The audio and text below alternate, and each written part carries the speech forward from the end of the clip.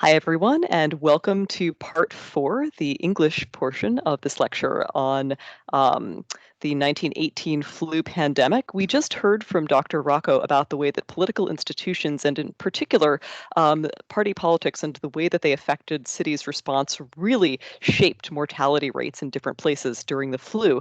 And I'm going to be adding on a little bit to that and to emphasize that it isn't just what, I guess, political institutions do that shapes how different places encounter pandemics, but how they communicate with the citizens in those places.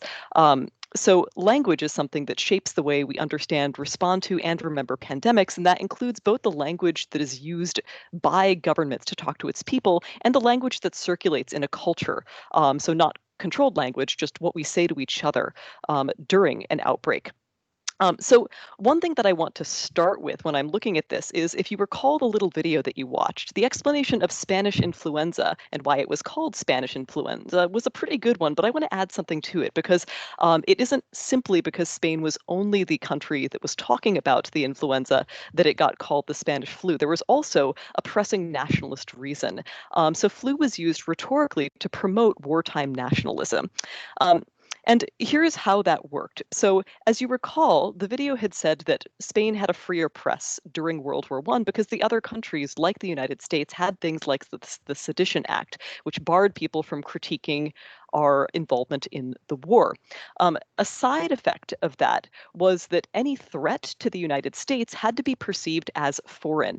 And so you saw this in the US in, for example, a crackdown on speaking German, even in German-speaking regions like Wisconsin. What it also meant was that any threat towards the United States had to be labeled as other, something that wasn't coming from inside. And so the influenza was nicknamed the Spanish influenza, both because Spain was talking about it, but also because it made the point that the flu was foreign, not American. It was an enemy from the outside. And that is especially ironic given that one of the places the flu very well could have originated was, of course, Camp Funston in Kansas. But a thing that many countries do during wartime is make all threats seem to be foreign to kind of shore up the sense of a nation that is united behind the war effort. And in addition to calling the flu the Spanish flu, the US government also, sometimes intentionally, spread misleading stories about where the flu had originated, even though they had no idea where it had come from. So if you look at the picture on your right, you see that this kind of brief says that the flu probably originated in the ranks of the German army and in prison camps. And again, this is something that is a piece of nationalist rhetoric designed to shore up the US's united effort behind the war. So if the flu is German, it means that when we're fighting the flu, we are fighting the Germans. And you can see something really kind of creepily similar with COVID. If you recall back in May, one of the things that President Trump was calling this virus was the China virus. And this is the same sort of nationalist rhetoric. It figures this disease as other. It's coming from outside. It isn't our fault. And what it does is remove any blame from the United States for the flu, even though, as Dr. Boboril and Dr. Rocco have pointed out time and again, flus aren't natural disasters. They're things which are controlled by public health organizations, by political institutions. So, in addition to the kind of rhetoric of nationalism surrounding the flu, there is also a lot of advertising language. So, flus are an opportunity for advertising, and this happens in two ways: both promoting public health measures. Somebody telling you wear a mask is a form of advertisement, is a form of rhetoric, and also selling products. So, I'll talk about both of these very briefly. So during the 1918 flu pandemic, the US didn't have a centralized health service, but local and federal government agencies distributed thousands of plates for newspapers, millions of posters and pamphlets explaining to people how to keep safe. They even got like Boy Scouts, teachers, and mail people to distribute them. Unfortunately, these efforts mostly came too late, and a lot of the advice was confusing because of the gaps in communication between medical personnel and the government, and because of what Dr. Boberl had talked about earlier, in that the US didn't really have a centralized place to think about flu response. Um, at the same time, more troublingly, a big public strategy during the pandemic, and one endorsed by the federal government in many places, was to make light of the flu, to kind of keep up national spirits during the war by pretending the flu wasn't a big deal. And both the media and the government did this. So you had some journalists actively making light of the flu in the press, saying things like, "Don't worry. don't catch the Spanish hysteria, or this is just the old-fashioned grip. One thing that you heard over and over again was the line that fear kills more than the pandemic, or fear is our first enemy, i.e., don't be afraid of the flu, when, of course, people should have been very afraid of the flu. It caused more than 600,000 deaths.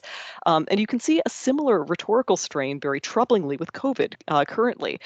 So, you hear this less often now, but at the beginning of the pandemic, you heard many media outlets saying, oh, it's no worse than the flu. Or if any of you recall, there was an article that President Lovell had shared way back in, I believe it was April, where the author of the article mocked fears of COVID by calling it the bat flu that is making people batty.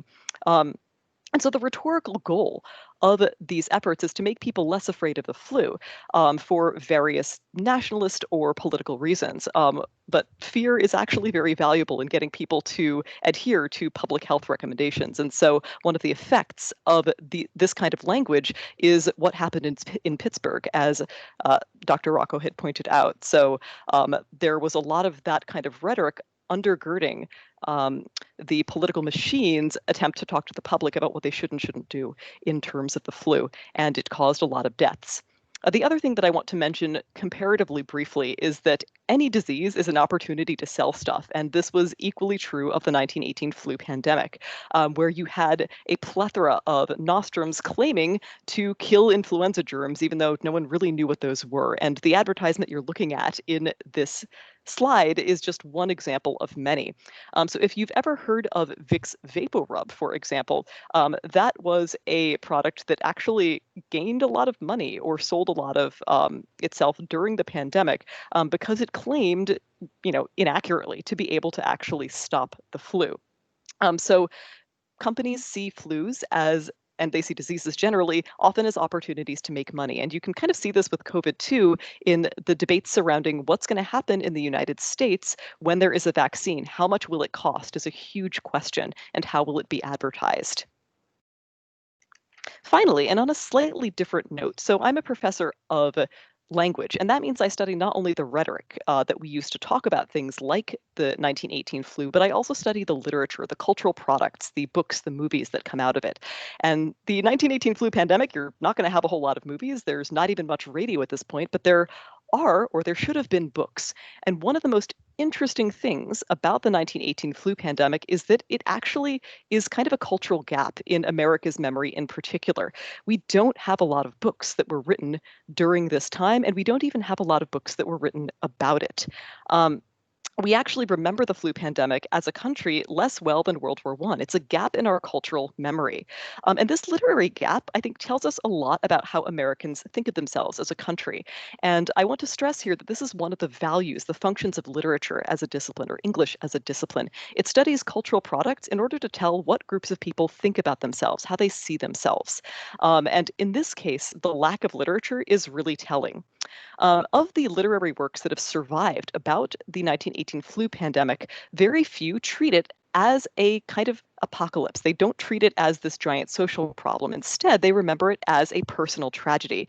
So you see two examples on your screen here. The first, Catherine Ann Porter's Pale Horse, Pale Rider, is a novella that is probably the most famous literary description of the 1918 flu pandemic.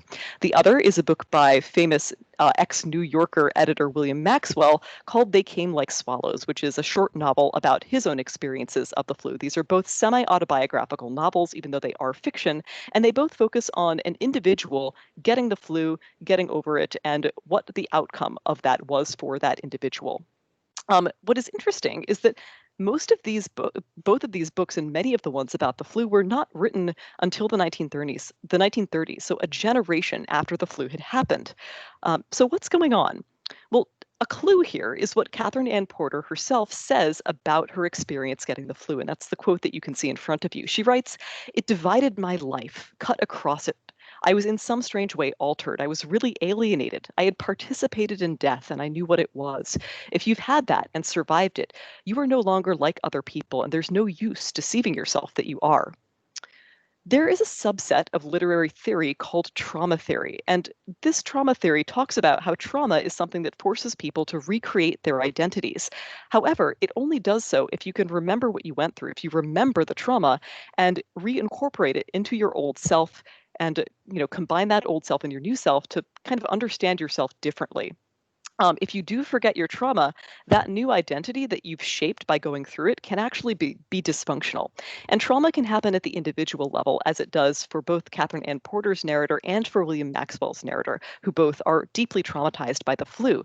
But one thing that literature tells us is that trauma also happens at a national level. And it's very interesting that the US doesn't see or doesn't remember the 1918 flu as traumatic in its cultural memory. And that's weird, right? Like 600,000 people or more died, and that's a low estimate. Um, so, why has the US forgotten the flu, and what has this done in terms of our understanding of ourselves and of what could have been but wasn't a trauma? Well, first off, World War I gives us a clue. The US remembers World War I very well, and perhaps this is because we saw ourselves very much as its heroes.